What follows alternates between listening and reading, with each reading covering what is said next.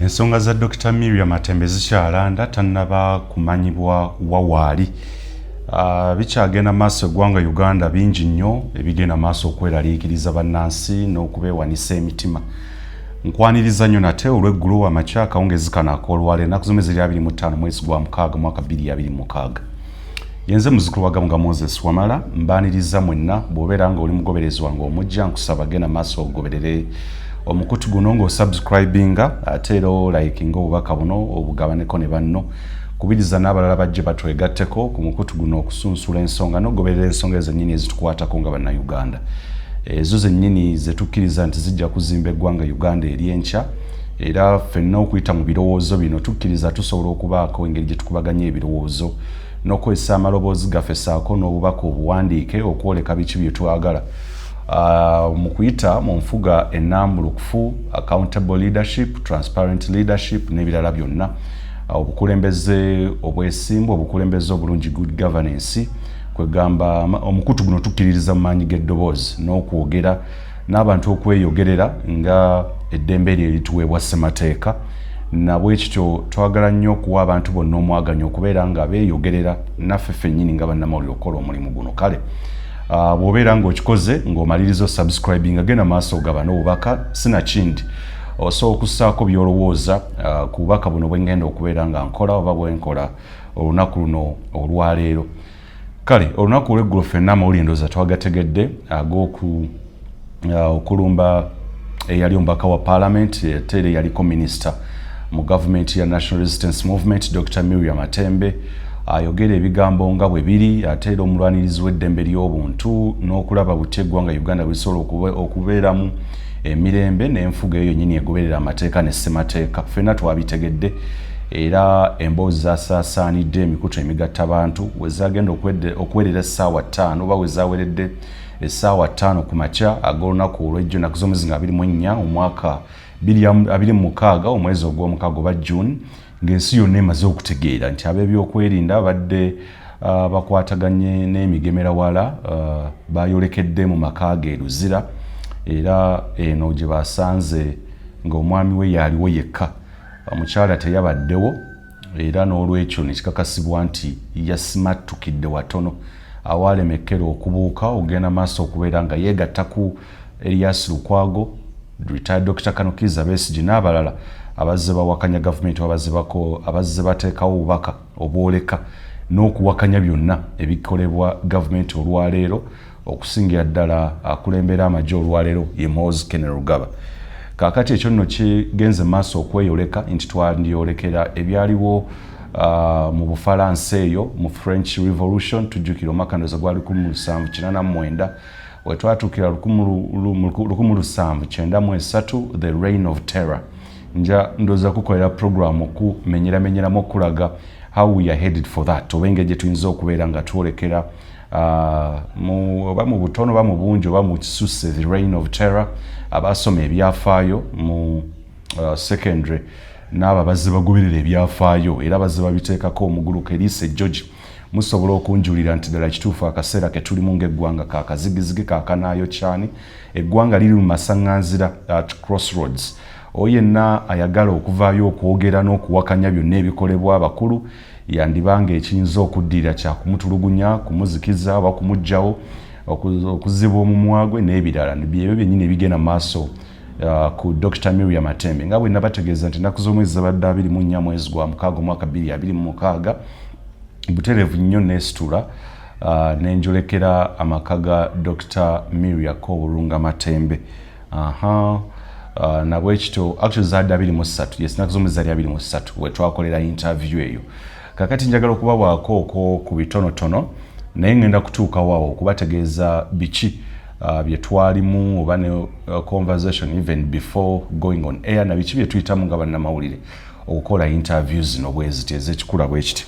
Kakati we tutuukidde olwaleero nga ngezaako okukubira Dr. Miria Matembe. Yes, kati amasimu kwegali naye tewali agakwata ndowooza akyali mu kutya n'okwekengeera na buli kimu n'okulaba ng'agenda mu maaso okubeera nga yeekuuma ng'ali safe. Abalungi abatuuliriza era abatulaba olunaku olwaleero tukyaddeko ewa Sheikh Asiraf Dembe. Sebo sanyusa okubalaba. Amannya agange ye Sheikh Asiraf Dembe akola ku bizibu by'enjawulo. Omuntu singa aba alina ebirwadde musomereddwa tunywa amazzi ga lukuya nga bw'obadde ogalaba tugenda abantu ku kyoto ne twokya emizimu emibi egibabaamu n'okulomba edduwa abantu singa abeera ng'ali wano atuuse sobola okumulombera edduwa ne waba atatuuse nga mpadde amannya ge naye ng'ali wala neetaase enamba yange yeeno eri 0707363711 nammwe bannyinaffe abali ebweru oyagala okuba nti oyagala okulombera ku dduwa ng'olina ebizibu viza zibuze amaka gakolongotana sente zikola zimpita mu ngalo ojja kumpeereza ekifaananyi kyo n'amannya go ebyo byokka bijja kummala nja kukulombera edduwa ojja kutereera olunaku olusembayo mu mwezi mba n'edduwa eyawamu ffenna n'abalwadde bange abakadde n'abapya. Salaamu alaikum warahmatullahi wabarakatuh. Kakati ngezezzaako lunaku lwonna okuva ku makya but the phone calls have gone unanswered oba zigenze maaso okubeera nga teziddibwamu. Kakati ekyo nno kigenda maaso okwoleka enyiika erondooza n'okutya n'obunkeeke obugenze maaso okubutikira famire ye naye kennyini ng'omuntu. Dr. Miria Matembe mulwanirizi wa ddembe ly'abuntu omukyala nno ali abatono oba abatono nnyo ku abo be tulina olwaliro mu ggwanga Uganda abasobola okuyimirira ku bigambo byabwe ne beetengerera ate era ne baddamu okubyogera olwaleero n'enkya emisana n'ekiro. Mu lufuutifuuti kyoyinza okuyita nti we have such a brave woman in her, very strong, very firm, who is consistent or who consistently speaks in the night and in the evening and during the day, day one, day two, consistently. Omuntu oyo nno tasangikasangika okusanga omuntu asobola okwewaayo ng'ate ali mu kikula eky'omukyala. Bakyala batono nnyo olwaleero be tulina mu ggwanga Uganda abasobola okuvaayo ne boolekeza ebigambo ebitali biwoomu eri gavumenti ebisala ng'ekyambe nga ddala ekituufu bakakasa nti ebintu ebikolebwa si byebyo ebigwanidde okukolebwa abantu abalungamu era abalina ensa oba abali civilized. Kaakati abakyala abo batono. Dr. Miria Matembe ye mutono oba be bamu ku abo aboolubatu be tulina mu ggwanga Uganda. Abakyala nga ba Winkiza, abakyala nga ba Dr. Sarah Birete n'abalala abatonotono aboolubatu be tulinawo abasobola okwetengerera ate era nga babyogerera munda mu ggwanga Uganda nga tebasazeewo okufuluma kwolekera mitala w'amayanja. Bangi bakakiddwa embeera ey'ebyobufuzi n'okubatiisatiisa n'okubatulugunya ne bafuluma eggwanga ne Dr. Miria Matembe ye mukyala omu ku abo abakyayimiridde ku bigambo byabwe n'okusalawo nti yadde okunyigirizibwa weekuli tajja genda maaso ate kufulumizibwa ggwanga lye kufuuka fugitive oba muntu anoonya obubuddamu. Kaakati ekyo nno tekisangikasangika we tutuukidde olwaleero ku mawanga ga Africa oba ku ssermazinga wa Africa ng'abannansi oba abakyala batono nnyo abasobola okuyimirira independently, very brave, very strong and passionate and confidently to criticize ebikolwa bya gavumenti ezabasibirwa mu bbobezo ezinyigiriza bannansi. Kaakati nno y'ensonga lwaki era mulaba ku mukutu guno ndowooza abantu bwe batyo bwe tutera okubeera nga twesigamako kuba beesigamikako bali reliable tusobola okubeesigamako okukkiriza nti ddala ekituufu basobola okuwogera n'okuyimirira ku bigambo byabwe ate nga tebabirumyemu nga ate tebabyegaanye.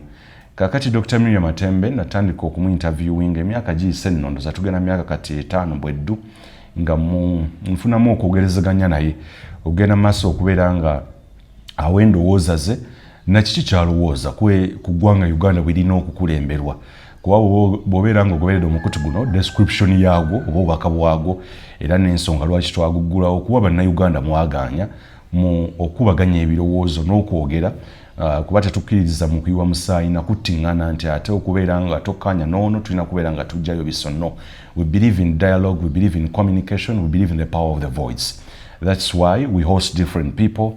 We give platform to whoever, as long as they are Ugandans, regardless of their political affiliations, regardless of their race, regardless of their levels of education, regardless, we do not consider anything as long as they have views that can represent this nation and we put country first. Ensonga lwaki olabira ddala abantu abo aboogera ensonga. Kaakati emyaka egiyise nina okunoonyeza ddala abantu abo abalumirirwa eggwanga Uganda, abakulembeze eggwanga Uganda basobola okwogera ebigambo nga bwe biri ate era nga tebeetemyemu oba tebagenze mu maaso kwegaana bigambo ebyo n'okubeera nga bayimirira y'ensonga lwaki bwe nkusomera olukalala lw'abo abantu Musumba Moses Solomon Male, Haj Muhammad Kizito Kalole, Alhaji Abdul Naduli, Dr. Miria Matembe, bayitirivu by the way, betuleeta ku mukutu guno, naye era tulondo bamu ne tugamba nti ono asobola okubeera ng'atembeeta ensonga oba omulamwa guno bulungi nnyo ne tugenda mu maaso okubeera nga bannansi bamuganyulwa bafunamu. Abamu ku abo bazze bagibwawo omuli Jakana Sramani Naduli mu birungi n'abalala. Olw'ensonga nti abakulu ndowooza kituufu bazze balabanga ebintu ebimu ebikolebwa oba bye boogera ddala kituufu ate bisukka ku bugumiikiriza bwabwe ba tolerance and patience zasobola okubeera nga babikwatamu okubeera nga bagenda maaso okubiwuliriza omwaka gumu ogwokubiri n'ogwokusatu. Kaakati ennaku z'omwezi zabadde 22 omwezi guno gwennyini olw'eggulo ssaawa zaalinga emu awo nga zoolekera bwentera okubeera nga olumu njogerezeganyako naye olw'ensonga nti emisana olumu abeera n'emirimu egy'enjawulo meetings n'ebirala okumufuna ng'ali concentrated bulungi nnyo oba nga mukakkamu akakkanye wamu bulungi nnyo okumufuna attention ye either obudde obw'okumakya oba obudde obw'olweggulo yadde nga obudde obw'okumakya olumu nga ffenna abamu bwe tulina oku-exercisinga n'emibiri n'okukola tutya kitegeera bulungi nnyo nti ku makya watera okubeera ng'akola dduyiro we naye olw'eggulo ntera okumufuna kandi z'omwezi zabadde 22 ne mukubirako olw'ensonga nti bwe mbeera nga ngenda kukola interview ezimu kyova olaba sikola akola interview era simala gakola interview simala galeeta abantu nnondobamu era tugoberera olukalala lwennyini tuwandiika amannya okusinziira ku miramu egiriwo. Kaakati ku bigenda mu maaso twatunuulidde ne ttiimu yange ne twekenneenya bulungi nnyo bantu ki abasobola okubeera nga boogera ku miramwa gino. Abamu ku abo kwabaddeko Oweekitiibwa Dan Mulika, Oweekitiibwa Israel Mayengo, Oweekitiibwa Haji Abdul Naduli, Dr. Miria Matembe, Dr. Sarah Birete n'abalala olukalala lwabaddeko abantu 10.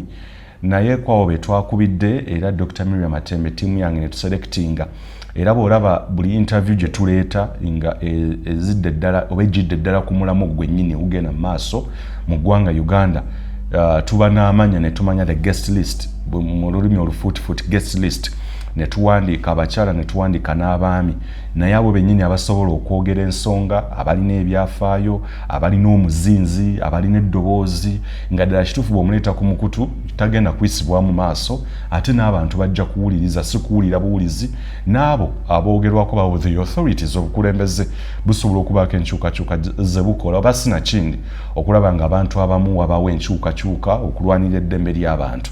Kaakati erinnya lye twalonze olunaku emisana oba emisana ga ennaku z'omwezi nga 22 omwezi ogw'omukaaga mu mwaka 2026 erinnya lya Dr. Miria Matembe buli kaseera buli wiiki buli sabbiiti bwe tutyo bwe tukola nga tugenda okukola interviews ez'enjawulo nti omulamwa guno ani agwanidde ogutuulamu na nsonga ki era tuba buli omu ne profile ye ne tugobera tetumala gakyaza bwe mugoberedde omukutu gwa Uganda Eyenkya tetuleeterera tetulonderera y'ensonga lwaki tuli consistent ku nsonga ezo zennyini mwaka ku mwaka okuva January okutuukira ddala December nga lumu okutuusiza ddala nga 31 December tuleetera ddala abantu ab'omuzinzi.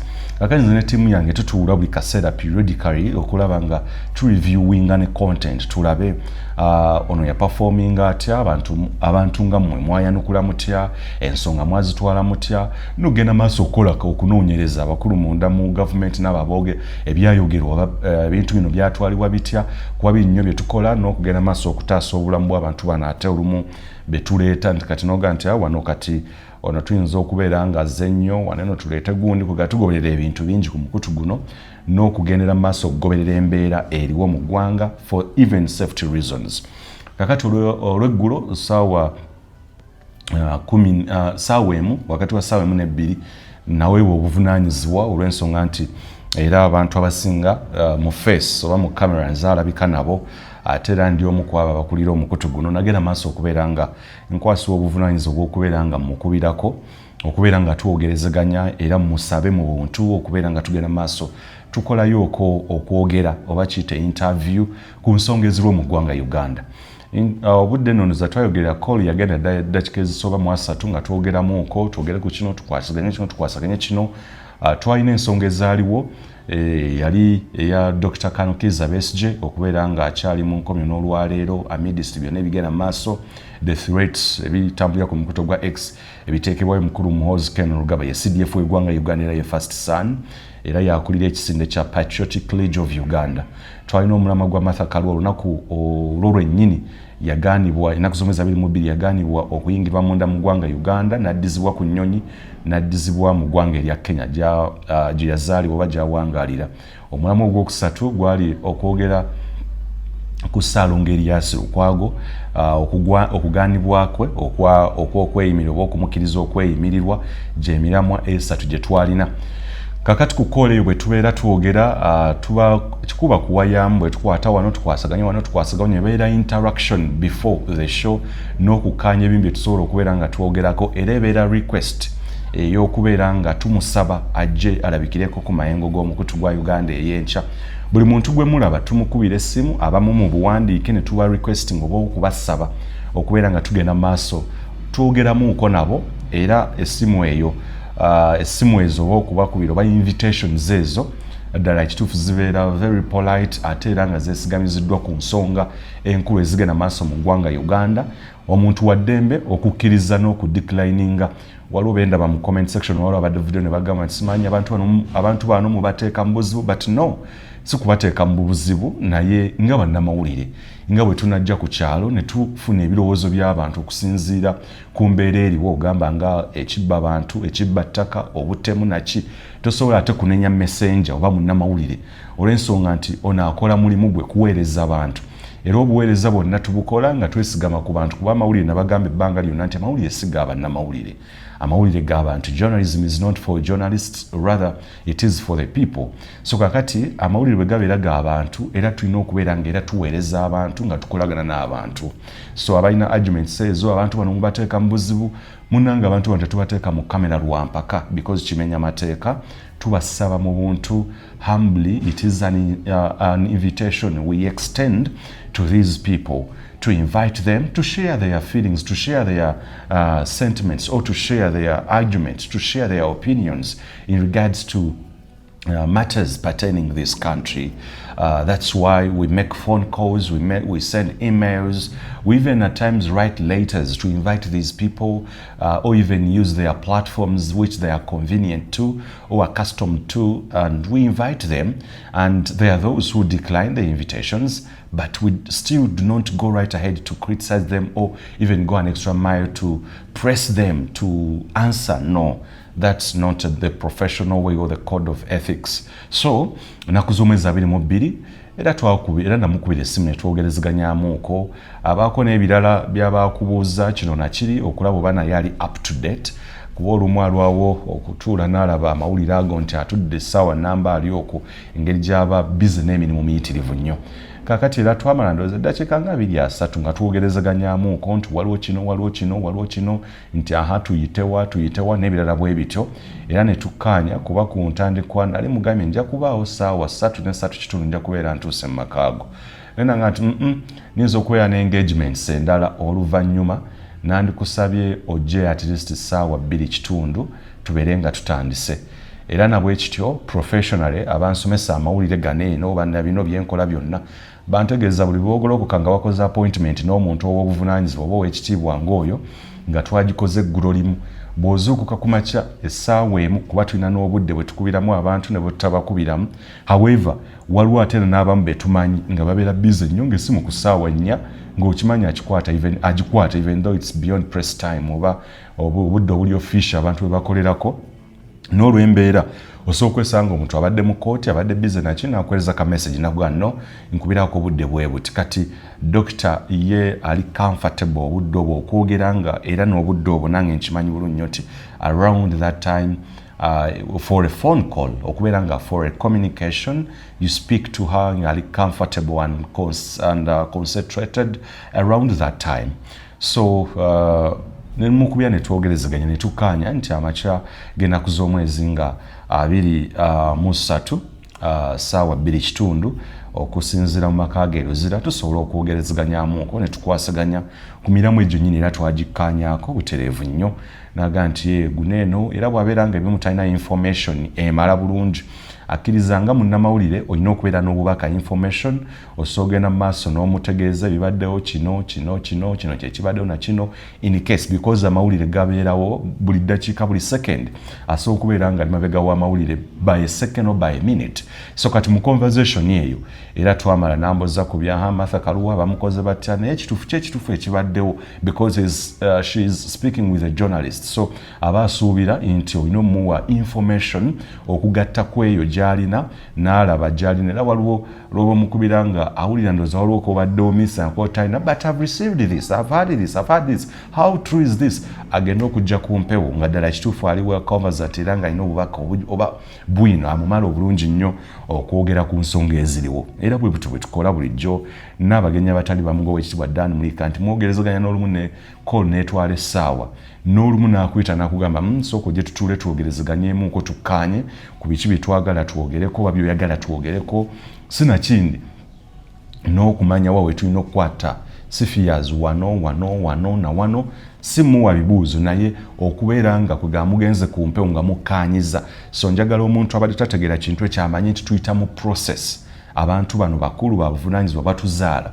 Dr. Miria Matembe, he's my mother, and I take her as a mom because yes emyaka gyaliko anzaala so tugenda mukakasebo okulabikira ku lutambi so omukubira essimu ne mukkaanya n'olumu sinakindi okumusanga oba wantu ne musooka ne mutuula nagaye okay tugikola obudde bwe so it goes beyond abantu abamu kye mulowooza okukyaza abantu bano. So early in the morning at 6 a.m. I was already up era netegeka era bwenza okukolumu okola final touches waliwo amawulire agaguddewo ekiro waliwo agakedde okubaawo okuyisaamu because as a part of the head of research ku mukutu guno gwa Uganda Eyenkya ngenda mu maaso okubeera nga okola okunoonyereza n'okwetegeka waliwo script editor waliwo ba research abalala betuba nabo of course okugamba kineno kuba oyinza okubeera waliwo kwotalabyo no n'akakuweereza n'okomekereza nga muyina information. So at 6 a.m. on 23rd of June 2026, yes, I woke up like other days, of course,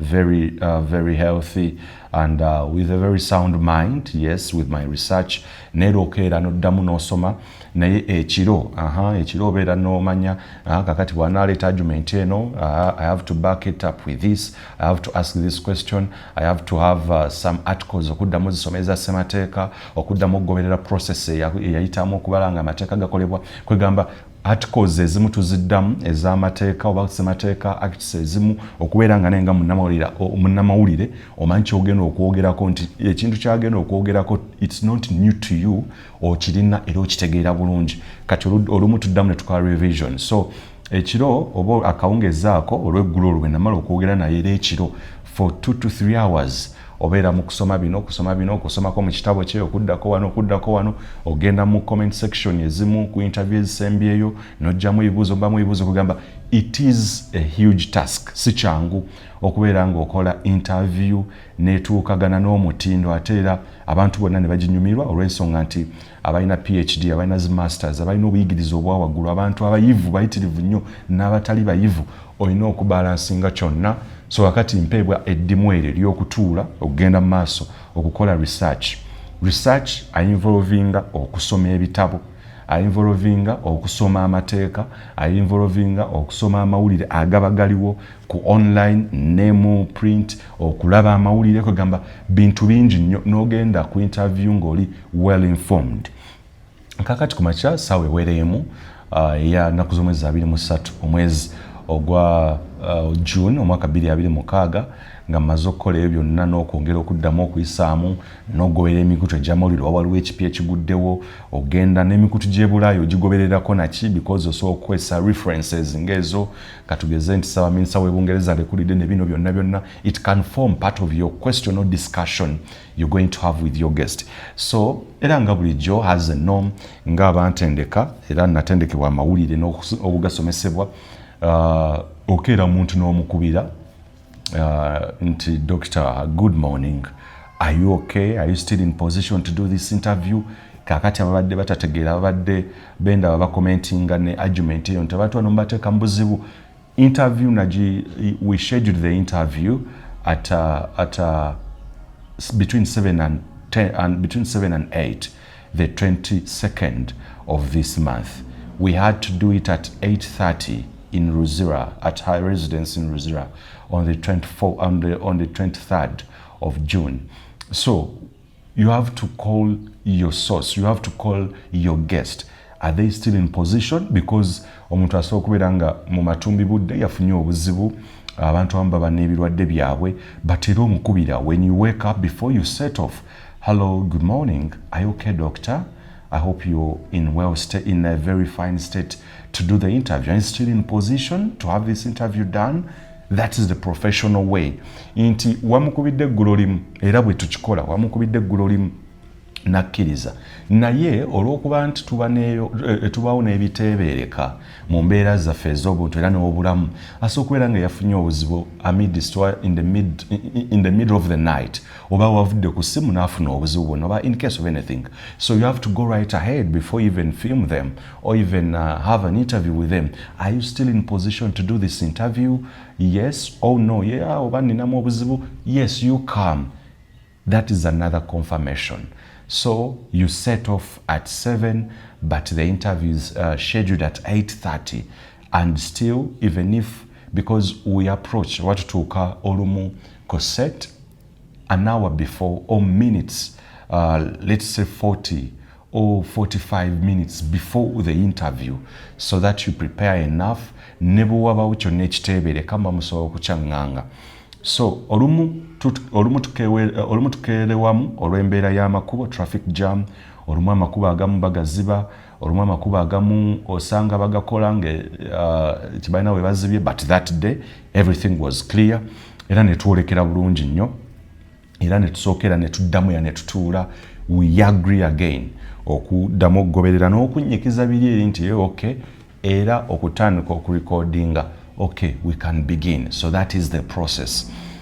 So yes, that is the normal process, or the procedure we follow actually every day when we are going to do these interviews, before we do them. So I'm taking you through and answering that question over ekintu ekyo omuntu atamanya the code of ethics. Eza interviews basically nga zino zetukola, you need to know and get informed that this is what we go through. We do not coerce people to put them on camera.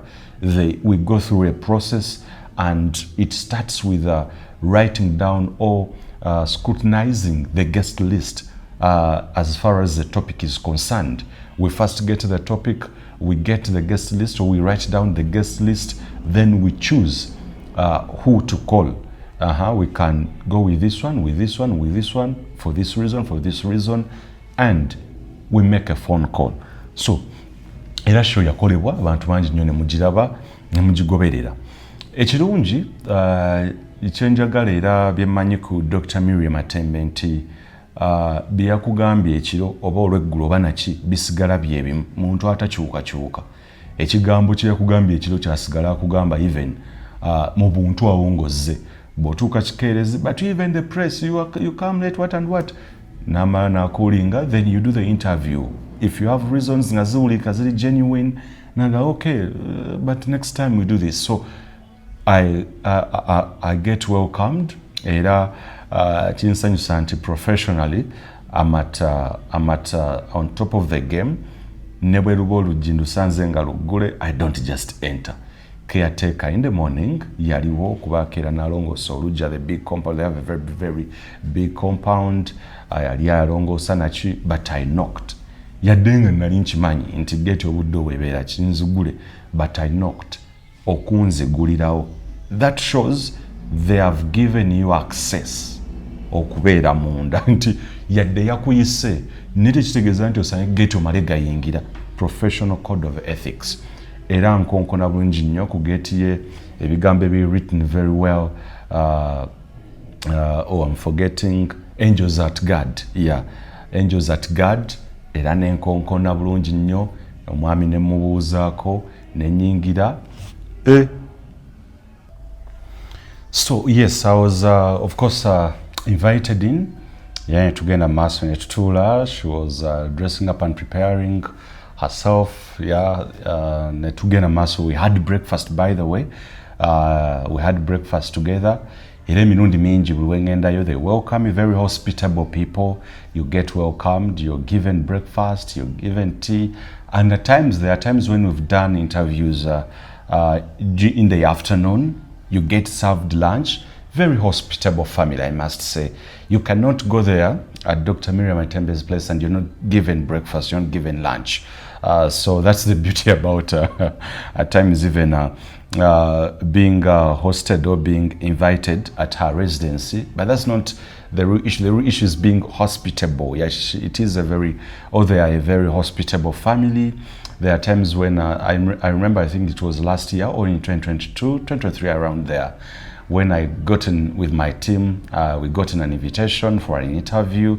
But reaching there, she had, I think, the family, the daughters. Yeah, I think there was a daughter. We got invited. We had lunch together. Something very, very, very interesting, actually. But now, that is the kind of person I'm talking about. Very hospitable, very consistent, very brave. Nebobera or inensobi jokoza jigambira there and then. Very brave, very confident. So twagenda maaso interview nekolebwa nakuzomwezi 23 netugira bulungi nnyo. Era I was with my team preparing the equipment. Of course, she had an engagement like she told me. Era emotoka yatulekawo actually nagenda had an interaction with omwami we yangambuza emirimu giri gityaye kakati bino mugenda biteekayo ddi ne tumubulira obudde nanga okay, you can share with us nange musobola okunteerako nendaba yes ebintu bino nga bwe bigoberagana naye tetwamanya what would even follow next. Yeah, because that's how we've been doing these things, that every day we get invited, we do this stuff what tugenda maaso okubeera nga tubikola ne twogerezganyamu nkono omwami we for something like 5 minutes. But I'm a person kyombuuza kyenziramu. I'm not a person atandika emboozi from nowhere. No. Bwe mba nkyalidde abantu mu maka gaabwe, yes, we have a simple interaction. Siri muntu wa bigambo bingi nnyo. By the way, ebigambo byange bitono nnyo. I select my words wisely. Era omwami we bwe yasigalawo ne tunyumyamuko emirimu giri gitya giri bulungi bigera bite bwe bityo mpola. I'm not someone who starts conversations from nowhere. No one to know bigambo bitono nnyo. So we came back, edited actually that time, that day it's me who edited actually that interview. By an engagement sendala, I edited the interview, then I uploaded it. Yeah.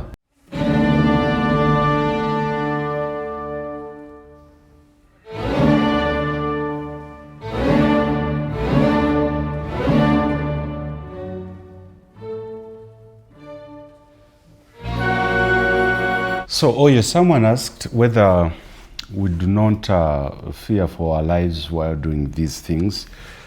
True, fear is human and it's natural. It's part of nature, by the way.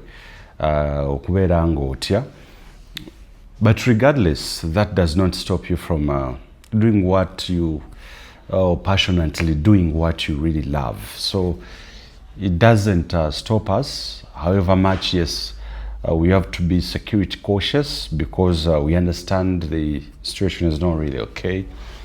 And at times it's upon us, the onus is on us to really be very cautious and to protect and guard our lives, though Katonda yakuuma obulamu naye waliwo abazze bankubira n'abamu nga bannanga, are you safe? Because we saw your good friend, she's under threat and like what she's going through. But I have to say, yes, this is the job I chose. I chose this profession. Era nga nkimanyi kuba teri kintu kyogendamu nga tokimanyi okuleka nga ogudde mu kigwe. So being here, we are not here by mistake. That's the issue.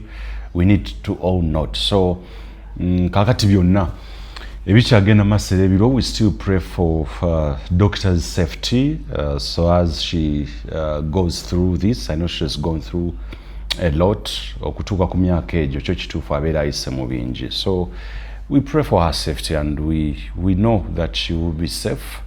Naye era I've received comforting messages. Those abamu n'abangamba bano bawandisiddise bawandikomye wanaye.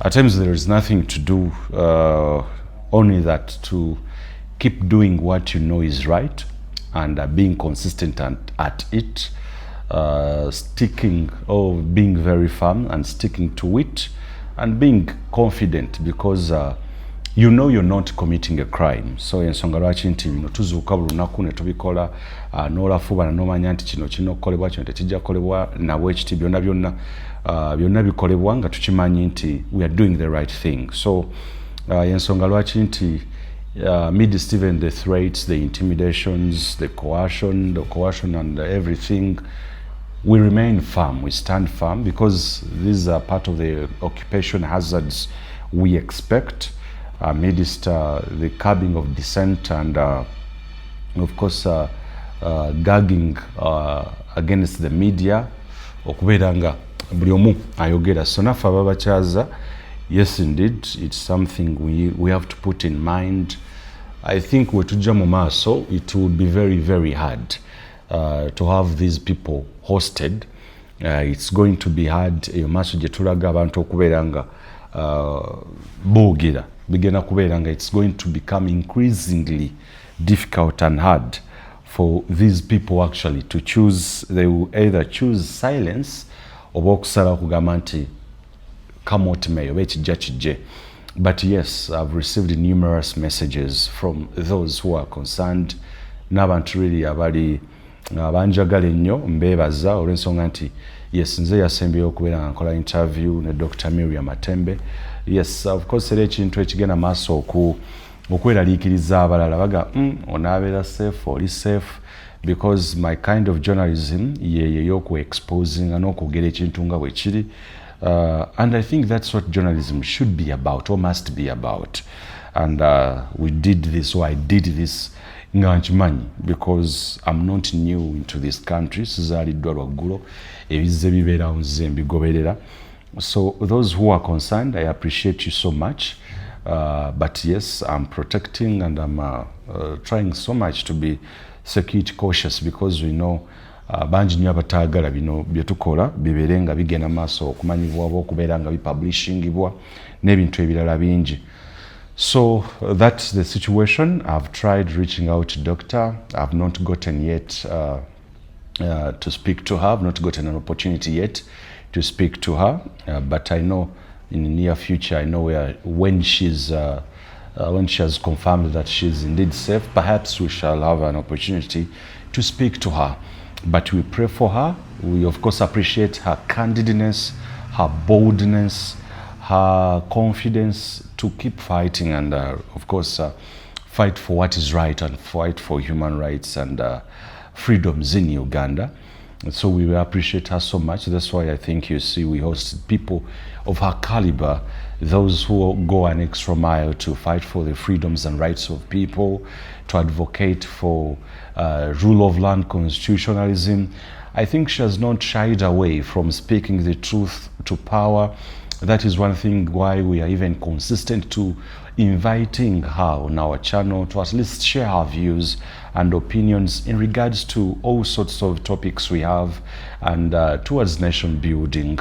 And we appreciate her so much. We put her in our prayers and we go right ahead to pray for her safety and our safety as well, to pray for the safety of her family. But the circumstances or the scenarios, the events which are ensuing today or which are preceding today, they're not pleasant, of course. They're not good events. They're not events you can be happy or celebrate about or be joyful about. But what I can tell you, yes, we did. Fenna twayingira omulimu guno nga tukimanyi era ebiddirira byonna tubimanyira tubitegeera. It goes back to the person atuwa obulamu oba omuntu atuwa obulamu ogenda maaso okubeera nga ayongera maaso okukkiriza tubeerewo, bw'atakkiriza bw'atasiima olwaleero era you know what happens.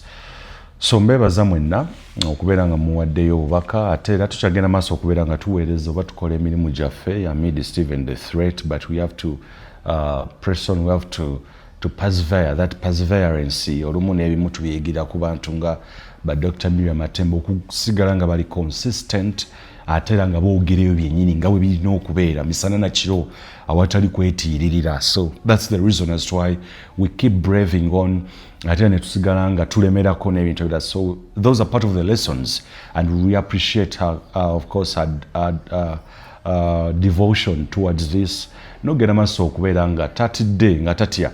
So we know she will be safe and we shall bring you updates as long as she picks the call and we speak to her, we shall get to know.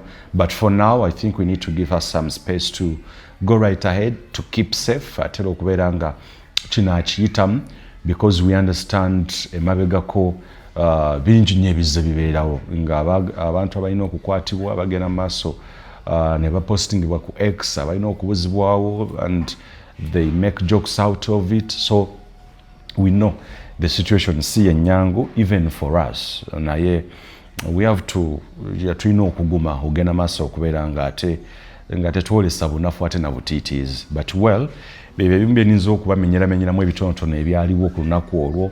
Era ndowooza n'abamu kyemulina okumanya n'okutegeera ndowooza ennaku z'omwezi 23 twali mu kompandi awo nga twogeramu naye nga ebigambo olumu ne kumpewo nawe kennyini ng'omuntu obiwulira nga olumu bizitowa noga bino ng'olwaleero bizze naye nga ate at the end of the day era bw'oba omulaba ku mpewo olumu ayogera n'agamba nti ate bino biteekeko olumu nakugenda okugamba nti eriyo abatemamu obuntu ne bajjamu kino ne bajjamu kino. You don't need to be a coward. You need to do your job with confidence.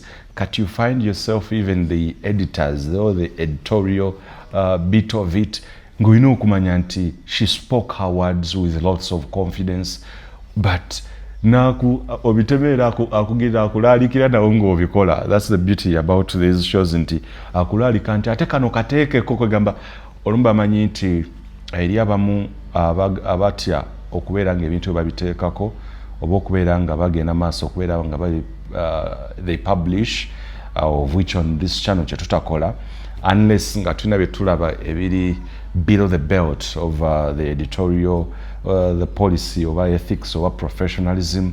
Naye ebisinga bwe tulaba nga bintu opinions kuba these are opinions of which at times eziteetaaga ku censoring oba okujja koza omuntu awandowooza ye era olumu kumpewo mukiraba ateroga nti kino bino temubijjaamu temubisala mubiteekeyo and at times I giggle at times nensekawo nenga like I think she does not know we do not edit anything out of it. So bwe tumalira interview era tubaako n'okwogerezeganya okwo yakati okwo bino ogenda biteekayo budde ki. She's someone actually I love interviewing so much. I love her confidence. I love her consistency because I don't rely oba sesigama ku bantu saagala nnyo omuntu atali consistent. Yensonga lwaki ntolaba omuntu ayogedde ebintu from day one, from day two, osanga era ku mukutu guno eno nga era abamu they come back, they make their way to this channel because we believe that a person must be consistent. If you believe into this, you must go right ahead, defend it and stick to it and be consistent. So mukutu guno tumwagala nnyo era we appreciate her efforts towards fighting for what is right, fighting for freedom and human rights, rule of land, constitutionalism. And yes, she's our mentor, she's our role model. We go right ahead to emulate her. We go right ahead to pick lessons from her, being confident, being resilient, being very brave and bold.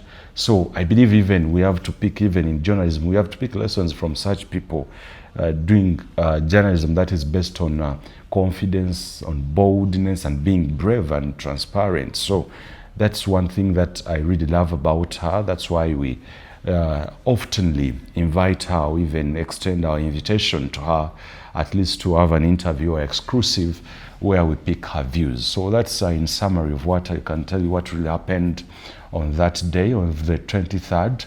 Yeah, the intuition at times ebaawo n'owulira nga interview ebigambo bizitoye noga oba bino oba olwaliro oba lunaaziba nobeera noga oba bakulu oba newo editing olumu olina editing olumu earphones oba headsets because society olumu ennaku zino abantu bali coward nnyo bali intimidated onaga tondeta byabufuze biki. At times society zetuwangaliramu, at times ugenda onowulira obuzito bw'ebigambo babwa content nonoga eneyolwaliro igenda kukolebwa etya. But at the end of the day you have to brave up. Ko omuntu ye yabyogedde, ye yabadde very brave, ate era abadde consistent, si mupya gy'oli. Ekitegeeza ne kenyini inogenda maaso noga nti I need to carry on this content nabikkiriza. So that is one thing I have to tell you, nti byebimu ku ebyo bye tuyitamu and what we go through. Otuuka ekiseera n'owulira ng'oli abamu even your close relatives, your friends nebakugamba nti but are you safe? Why don't you leave this? There are those who even go right ahead to threaten you, okuddamu okukyaza ono, what and what.